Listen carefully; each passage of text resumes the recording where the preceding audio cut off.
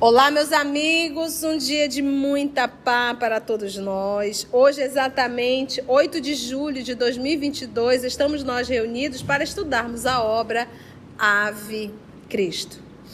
Nós vamos envolver a nossa querida amiga Carla, que irá fazer a nossa prece de gratidão, e logo depois a nossa amiga Aramita irá fazer a recapitulação do nosso último estudo.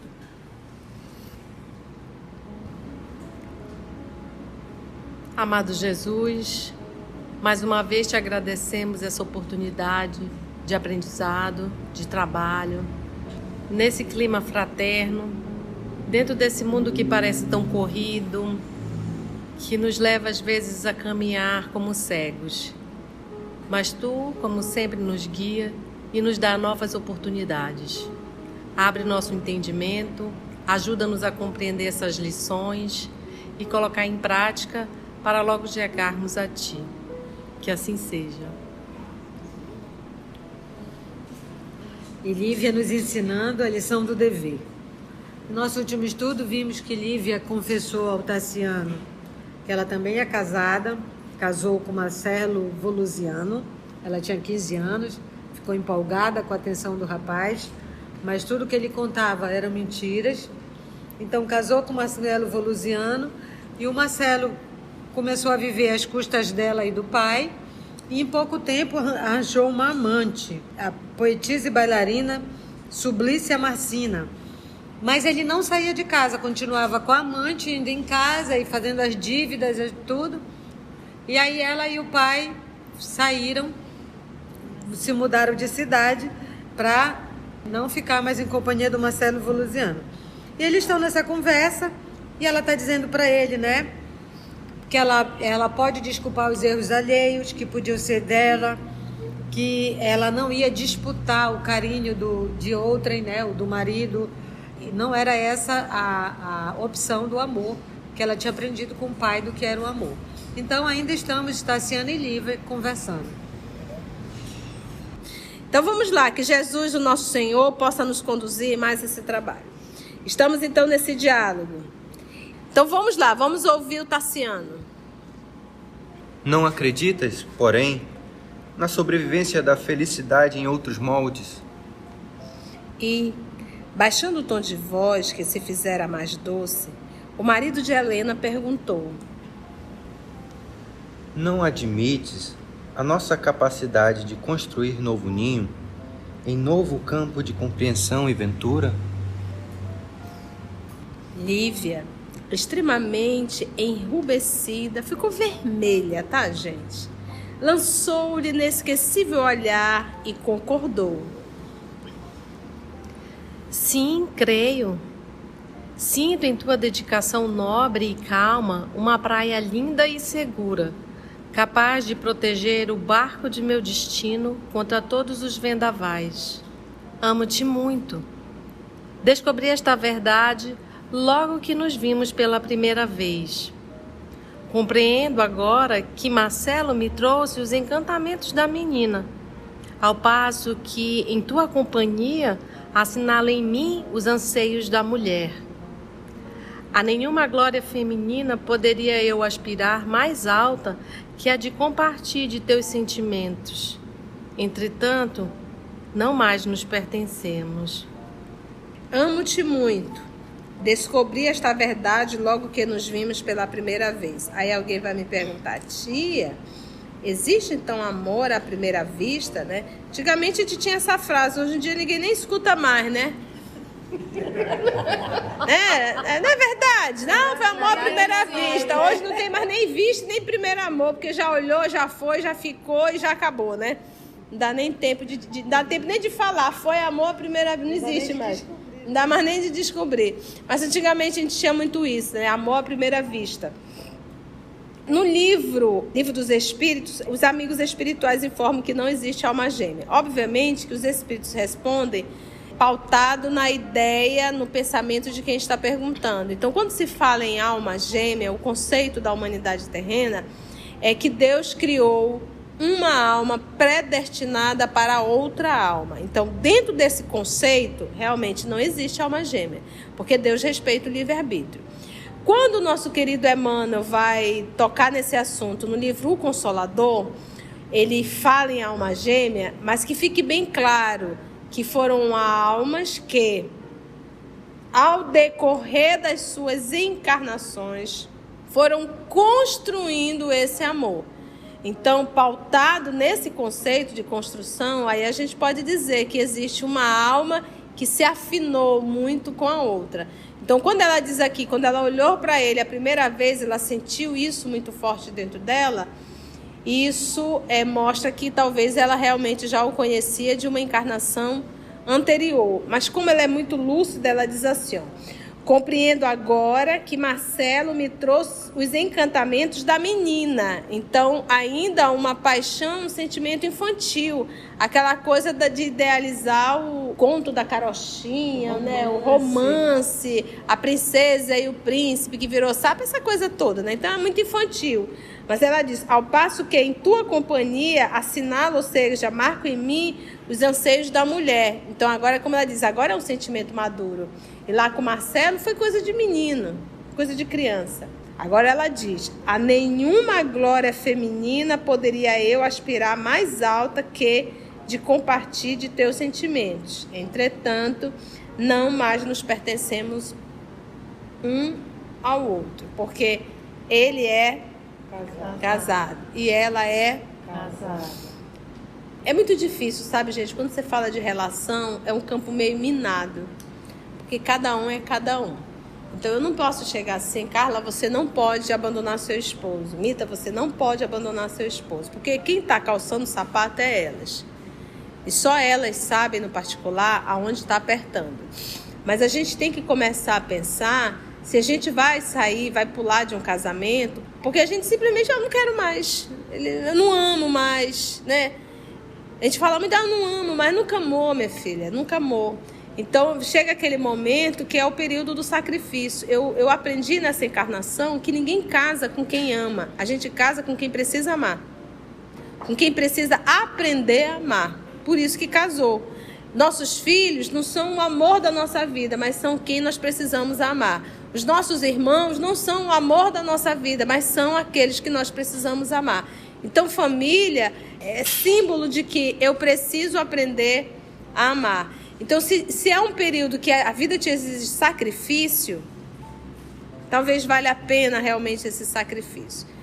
Agora, se é uma relação que perdeu totalmente o respeito, há agressões principalmente, agressão física, agressão moral, o melhor talvez seja uma separação. Mas só a pessoa sabe. Algumas mulheres, isso parte muitas vezes das mulheres, nos procuram e dizem assim, Gonçalo, mas eu não quero separar porque eu não quero levar isso para outra encarnação. E às vezes não é isso, ela está só justificando. Às vezes o marido nem quer mais, mas ela prende uma relação porque ela é dependente a uma relação. Então a gente tem que ser muito sincera com o que vai no nosso mundo íntimo. É realmente sacrifício ou é uma dependência? Dependência emocional ou dependência financeira, entendeu? Então, só mesmo quem está passando, e se for sincera consigo mesmo, poderá saber o que vai no seu mundo íntimo perante uma separação. Aqui no caso dela, o que ela fez? Ela fugiu, viciada em jogo, já morava numa outra casa e vira e mexia lá, e ainda estava tirando dinheiro deles. Então, o bom senso diz o quê? Se afasta, vai viver a tua vida, senão esse homem vai te levar para o fundo do poço. Então, ela fez esse movimento, mas ainda assim ela diz, olha, eu sou casada. E ele vai contar agora a história dele, porque vocês sabem que também o casamento dele não é nada bom. Porque a Helena é uma mulher promíscua. E ele já viu, ele sabe. E ele sabe, ele já viu o amante. E além de promíscua, ela é extremamente fútil, né? Então, e um casamento que foi arranjado, foi um casamento de interesses e não realmente de amor. Vamos ver aqui como vai desenrolar isso. Anotando-lhe a última frase, marcada de desapontamento e amargura, O filho de Varro interrompeu-lhe a palavra, considerando impossível. Se me queres, e se eu te quero tanto, por que nos prendermos aos que nos desprezam? Renovaremos a própria sorte. Seremos felizes. Teu pai entender-nos-á. Lívia desatou o pranto de emotividade que lhe dominava o coração e falou em voz entrecortada. Possuis ligada ao teu nome a esposa que te premiou com 2 filhinhas. Ponderou o interlocutor inquieto. Minha esposa? E se eu te dissesse que ela não encontrou em mim o homem que esperava? E se eu te afirmasse, com provas inequívocas, que ela se consagrou a outra espécie de amor? A moça suspirou, aflita, e comentou. Não duvido de teus informes. Contudo, o tempo e o espírito de sacrifício podem modificar a situação. E, indicando a menina que brincava, distante, acrescentou com firmeza. Blandina é também um amor que confia em nós. Se adotássemos uma conduta igual à daqueles que nos ferem, talvez lhe envenenássemos irremediavelmente o coração. De que nos valeria arrebatá-la aos braços maternos? Estaria presa em espírito a estas árvores da sua primeira infância. A separação lhe faria ver uma heroína inolvidável na mãezinha que lançaríamos com o nosso gesto ao menosprezo, e a devoção que desejaríamos dela receber, pura e simples, provavelmente estaria transformada em desconfiança e dor. Se algum dia deve provar o fel da verdade, que o cálice de angústia lhe seja imposto por outras mãos. Que história, hein, Mita? A Mita se envolveu tanto. Você quer comentar, Mita? Não, quando tu falaste de novo do sacrifício, e a Lívia fala aqui justamente isso para ele, do sacrifício que é necessário fazer. Não estamos só nós dois envolvidos, tem mais pessoas, e agora é a hora do sacrifício. Exatamente, como ela disse, é impossível, meus amigos, a gente construir a nossa felicidade sobre a infelicidade de alguém. Como diz o bem, ele só é o bem quando é o bem para todos. Se o bem é só para meio gato pingado, então não é o bem, isso já passa a ser o mal. Então o bem, ele só é o bem quando é o bem para todos. Então ela diz, como que nós iremos ficar perante Blandina? Ela vai saber que você abandonou a mãe dela para ficar comigo.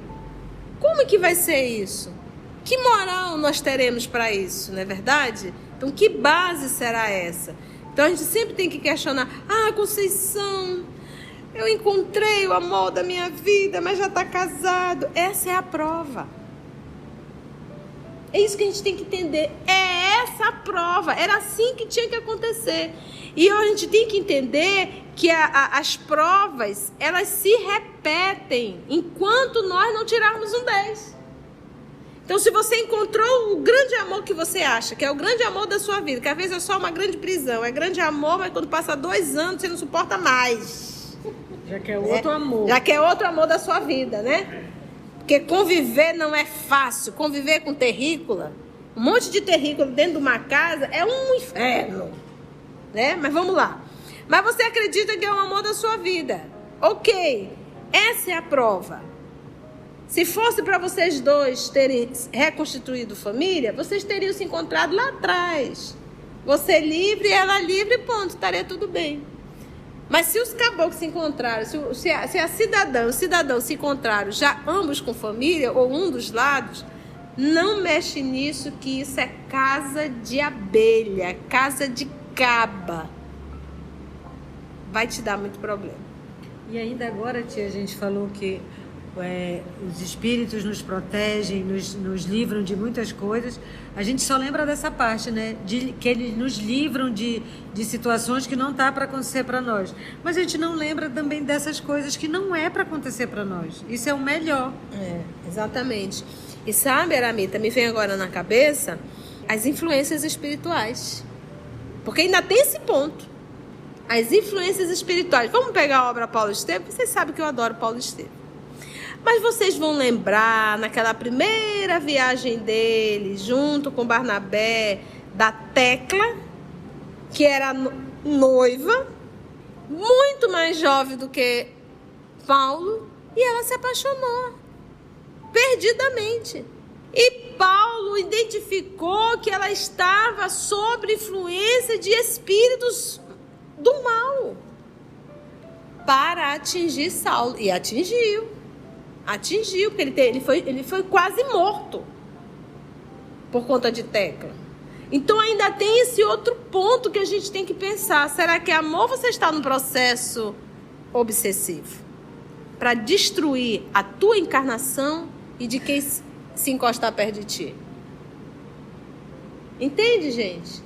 Então, se é obsessão ou se é amor, ambos estariam errados.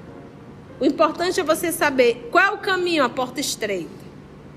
E a porta estreita é do sacrifício. Dói no início, dói, depois passa. Tudo passa. Tudo passa. Entende? É isso que a gente tem que entender. A gente não nasceu na Terra para atender os nossos caprichos. Nós nascemos na Terra para superar os nossos caprichos. Para aprender a fazer a vontade de Deus e não a nossa, tá? Coração do outro é campo minado. Não brinque com o sentimento de ninguém, porque vem troco. E ela fala uma coisa bacana aqui para ele, né? Que a Blandina é um amor que confia em nós. Pois é. E às vezes a gente ama tanto uma pessoa ou as crianças que estão envolvidas e a gente acaba justamente fazendo isso, atingindo as crianças. E ela diz no final bem legal, né? Se algum dia deve provar o fel da verdade, que o cálice da angústia ele seja imposto por outras mãos. E não nós, E né? não a nossa, que nós dizemos que amamos. É porque o fel da verdade vai chegar para ela, um dia ela vai saber quem é a mãe dela. Mas que eles não sejam responsáveis por isso, que o cálice, né? O cálice não seja ele. Porque é tão interessante isso, né? Que ela vai provar o fel da verdade? Vai. Mas que nós, como ela diz aqui, ó, que o cálice da angústia lhe seja imposto por outras mãos, não a nossa. Não a nossa. E é isso que a gente tem que dizer. Fulano tem que passar por isso? Tudo bem. O escândalo é necessário? É. Mas ai daquele por quem vem o escândalo. Jesus tinha que ser crucificado, isso estava na programação, infelizmente tinha, mas estava programado que Judas iria denunciá-lo? Não. Livre-arbítrio. Se Judas não tivesse denunciado, ele não teria se enforcado, estaria muito bem na fita, e outra forma teriam crucificado Jesus. Porque que eles queriam arrumar um jeito, eles queriam. Tassiano fitou a pequena de longe e calou-se, de voz embargada pela comoção. Esclareceu a moça, reanimando-o. Estaremos juntos. O amor, acima de tudo, é entendimento, carinho, comunhão, confiança, manifestação da alma que pode perdurar sem qualquer compromisso de ordem material. Encontrar-nos-emos em Blandina, que será nosso ponto de referência afetiva. Os dias passarão sobre nós como oportunidades de beleza e esperança. E, quem sabe o futuro, talvez o tempo.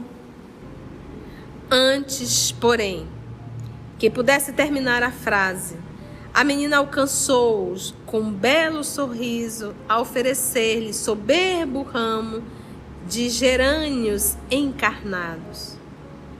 O genitor refugiou-se no silêncio e a pequenina dominou a conversação, contando graciosas aventuras. Daí a instantes, o trio retomava o caminho de volta. No pátio da modesta casa que passara a habitar, Basílio aguardava-os com visíveis sinais de impaciência. Em reduzidas palavras, deu conta da preocupação que o afligia. Marcelo apareceu inesperadamente. Lívia empalideceu e tentou, com delicadeza, evitar um encontro entre os dois homens. Todavia, Tassiano, de semblante nublado, resolveu entrar e conhecê-lo de perto. O rapaz, que se abeirava dos 30 anos, era alto, de compleição elegante, mostrando formosa cabeleira, a emoldurar-lhe os olhos móveis na fisionomia enigmática. Ele era bonito, né, gente? Tia, só um questionamento. Já pensou se ela se declara e aceita do Tassiano? Já rola uma coisa ali. Quando eles voltam para casa, o Marcelo tá lá? Ela ia chegar pálida. Pálida. E outra coisa. É verdade. Além de pálida, a consciência de culpa. Pálida. Trair. Porque naquela época não tinha separação, né, gente? Tinha, né? Vamos ver como é que desenrolou isso. O rapaz, então, que se abeirava lá dos seus 30 anos. Olha a situação de um cafajeste. Me poupe-me, mas é cafajeste. Abraçou a esposa com alegria. Ela abandonou, saiu, deixou tudo, foi-se embora. E ele é tão cafajeste que ele faz de conta que tá tudo bem. E ele tinha uma amante. Abraçou a esposa com alegria, como se nada houvesse acontecido de grave entre os dois. E saudou Tassiano efusivamente, chegando a desconcertá-lo. Parecia até satisfeito em observar a mulher em companhia de um amigo novo, como quem se aliviava de um fardo na consciência. Em minutos, relacionou o objetivo da viagem que eu trazia. Viera a Leão, acompanhando alguns cantores de renome que se destinavam a grandes exibições artísticas. Ou seja, ele veio atrás dela? Não. Coincidência profissional. Acrescentava ele, talvez, para prevenir indiretamente a esposa. Entretanto, não posso demorar-me. Acrescentava ele, talvez para prevenir indiretamente a esposa. Tipo assim, não vim para ficar não, tá? Eu estou a trabalho, só dar uma passadinha. Foi só coincidência te Só encontrar coincidência, né? Diversos companheiros aguardavam-lhe o regresso em Viena. Uma bela festa em casa de Tito Fúvio, abastado patrício de suas relações, compelia-o a retorno imediato. O pai de Blandina percebeu no recém-chegado um espírito inteiramente diverso da família a que se afeiçoara. Marcelo era turbulento, exibicionista, falador, tagarela. Dava a ideia de um menino inteligente a brincar de viver. Não apresentava, no verbo fácil, qualquer frase que denotasse madureza de raciocínio. Ou seja, o nosso irmão aqui está dizendo, gente, é fácil identificar um cafajeste. Turbulento, aquela pessoa movimentada demais, confusa, exibicionista, desconfie, tá? Falador demais, ele chega na festa, ele domina a festa, ele fala mais, ele, né? Dava a ideia de um menino inteligente a brincar de viver. Encantou uma menina de 15 anos. Encantou uma menina de 15 anos, muito falador, muito brincalhão, muito exibicionista, né? Então desconfie de quem muito fala, né? Não apresentava no verbo fácil qualquer frase que denotasse madureza de raciocínio. Poxa, gente, né? Parece que tem um namoro. Parece que tem a conversa. Então, no diálogo, numa conversa... Agora é assim, se for uma cabeça vazia, conversando com outra cabeça vazia, então pronto, tá todo mundo em casa. Mas se você tem um pouco de lógica, um pouco de bom senso, você consegue identificar uma pessoa que não é de se confiar.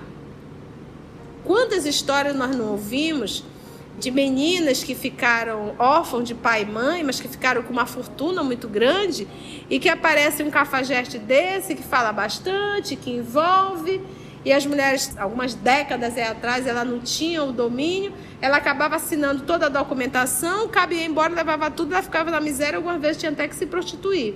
Tem um caso desse, inclusive, contado no livro Vozes do Grande Além, uma mensagem, uma psicofonia através de Chico Xavier. Né? A situação que essa moça passou por um cidadão. Então a gente tem que estar muito atenta. Às vezes a gente cai em armadilha porque a gente é boba, a gente é bobo, a gente cai. Mas por quê? Porque não quer enxergar. Eu digo que o amor é racional, a paixão não. A paixão ela é irracional. Então quando você deixa de pensar e você perde o controle, você não está amando, você está simplesmente apaixonada. E a paixão te tira a razão, a lógica e o bom senso. O amor não. O amor, ele é lógico. O amor, ele tem bom senso. O amor, ele raciocina. O amor, ele pondera. E o amor, ele renuncia. Então, quando a gente fala do amor e da paixão, a gente diz assim, então a gente está muito mais para a paixão do que para o amor. A gente abandona tudo em nome de uma paixão. Tanto é que abandona tudo. Olha o irracional aí. Por exemplo, o movimento dela é de amor ou de paixão para com Tassiano? Amor. De amor. Você viu ela ponderando, ela raciocinando, ela colocando a situação que eles estão vivendo agora. E o dela com o Volusiano foi paixão, porque não soube esperar, pouco meses já estava casada com ele. Ela mesma diz. Aqui você vê que eles têm dias, mas ela já identificou um sentimento com Tassiano bem diferente do Marcelo. Eles poderiam casar, sim, se fossem livres, não teria problema nenhum, mas não são. Não é uma questão de tempo, mas é uma questão de bom senso. Bom senso. Então, nós aqui da Terra, os terrícolas, que ainda estamos nesse movimento da relação, observa mais. Principalmente vocês jovens que estão começando aí a vida, que estão nos ouvindo. Nós que estamos aqui não, só tem o Igor. Mas você que está nos ouvindo, que está começando, o amor é lógico, a paixão não. Então pondere, reflita, não tenha pressa, para que depois você não venha transformar o casamento em uma prisão. E aí ficará muito mais difícil. Trazia a mente apaixonada pelos assuntos do anfiteatro. Olha a futilidade. Do qual era frequentador inveterado. Então hoje é o cara da festa, né? Do forró, do show, né? Das baladas, né? Que esse tipo de pessoa é fútil. Não tem assunto. É tão simples a gente identificar isso. Mas aqui a Lívia se apaixonou pelo quê? Pela forma. Cara altão, saradão, a cabeleira bonitona, né? Um olhar conquistador. O Emmanuel fez questão de colocar isso aqui. Todo na chapinha. Todo na chapinha, na escova. Então, isso a encantou. Encantou com o quê? Com a forma. Sabia o número de feras enclausuradas nas jaulas de Massília, quantos gladiadores podiam ali brilhar na arena e quantas bailarinas viviam na cidade, dignas do aplauso público, mas ignorava o nome de quem governava a próspera Gália Narbonense. Tá vendo? Ou seja, de futilidade, sei tudo. De política, nada. Não sabe nem quem está te governando. Gália Narbonense, província do Império Romano, ali no sul da França. Onde vivia. Ele vivia lá e não sabia. Gente, olha a futilidade. Ele sabia o quê? As feras que estavam presas de Massília. Quantos gladiadores podiam ali brilhar na arena? Aí você pega assim... Você está acompanhando o jogo de futebol agora? América não sei o quê. Tem umas Américas que divide, né? Não, fulano está na primeira divisão, fulano está na segunda divisão, fulano está na terceira divisão. Não, tu viu fulano do MM? Sabe todos os TikToks. Todos os TikTok, o MMA e não sei o quê. Só isso. Então, eu acho legal o Emmanuel colocar isso aqui, é como se ele dissesse assim, porque o objetivo dessas obras não é só contar uma história, é nos evangelizar.